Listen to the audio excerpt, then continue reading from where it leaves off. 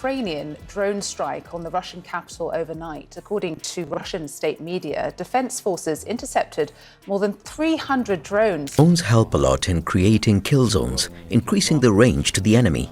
The further a drone can go, the greater the chance for our infantry surviving. But it is not a dog. Any guesses as to what it is?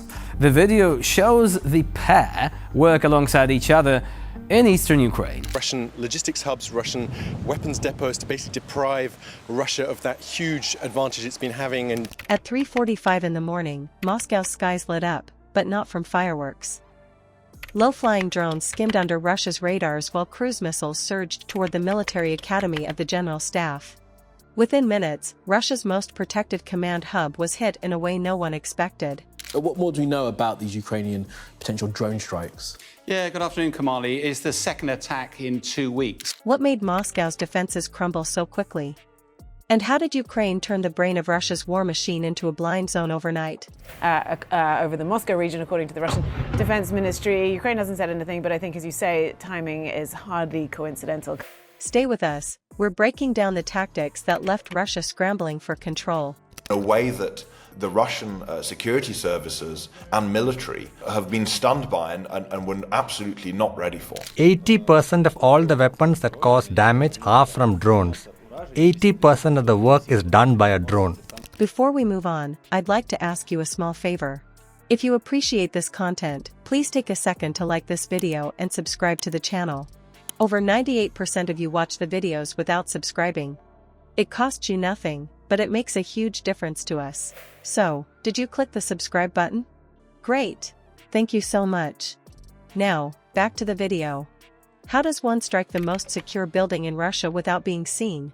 The answer begins with silence, deception, and a web of drones flying just low enough to stir up shadows on radar screens but not high enough to trigger alarms. The target was not random. It was the military academy of the General Staff, a sprawling complex in Moscow known as the brain of Russia's command structure. For decades it has been engineered to survive outside threats, with layers of anti-air systems sweeping the skies, surface-to-air missile batteries stationed across the capital, and interceptor aircraft on alert. On paper, it was untouchable. In reality, within minutes it was isolated, vulnerable, and blind. The paradox is clear. Moscow's defenses are considered the thickest in the country. Rings of S-400s, the pride of Russian air defense, track most anything from cruise missiles to hypersonic weapons. Add to that high-altitude radar nets, mobile interceptors, and a constant stream of surveillance flights, and the city has the look of a fortress. Yet the question that rattled observers came in the form of small engines buzzing under those radars. It is one of the most daring and devastating Ukrainian attacks on Russian troops since the start of the war. And can cause significant damage to Russia well beyond the battlefield. Instead of brute force, the attackers used precision gaps. By flying low across riverbeds, rooftops, and tree-lined avenues, the drones ducked beneath radar arcs. Each wave threaded through the seams, confusing operators who were trained to expect high-speed, high-altitude threats. The machines did not roar over the horizon. They crept through Moscow's blind spots. As those drones slipped through, larger weapons followed. Ukrainian drone strike on the Russian capital overnight. According to Russian state media, defense forces intercepted more than 300 drones. It is very obvious. What is different about this attack in a way that, well, Ukraine has launched massive attacks on Russia. Cruise missiles entered the engagement zone, but by then Russian units were still calibrating their systems. Alert sirens were drowned out by electronic clutter. Ukraine had paired aerial drones with decoys broadcasting false signals. Screens lit up with phantom aircraft, warning operators of squadrons that did not exist. The clips usually show Ukrainians using the UAVs to devise ingenious ways of removing Russian occupiers or their equipment. Drones help a lot in creating kill zones, increasing the range to the enemy. The further a drone can go, the greater the chance for our infantry surviving. Anti-air crews scrambled to launch interceptors into empty skies. Shells and missiles exploded in harmless arcs, striking nothing but air. Each wasted round meant one less weapon aimed at the real threat closing in on the academy. Electronic warfare continued to shape the fight. Noise generators expanded across a wide range of frequencies, saturating command posts.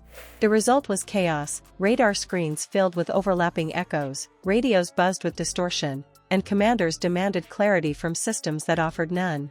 The defenders could not trust their own instruments. Ukrainian forces hitting back harder against the Russian-backed troops in the south.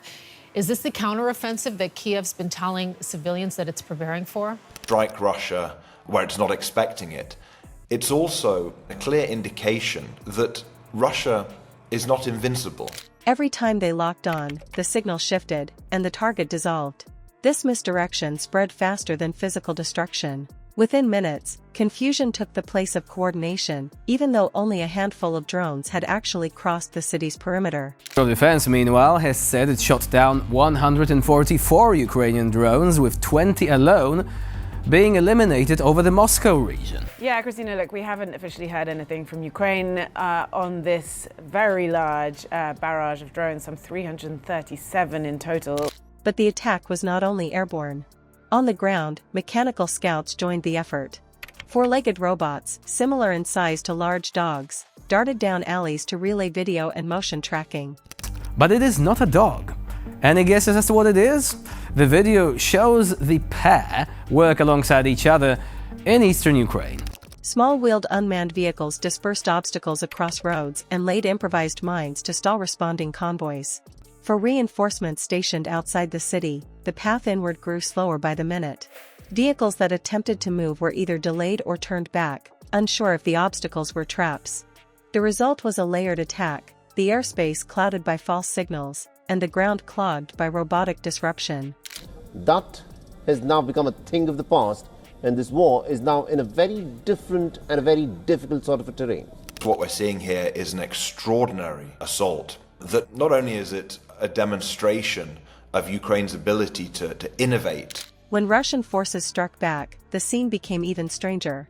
Tracer fire cut jagged lines across the night sky, anti-aircraft vehicles roared, and interceptor jets scrambled.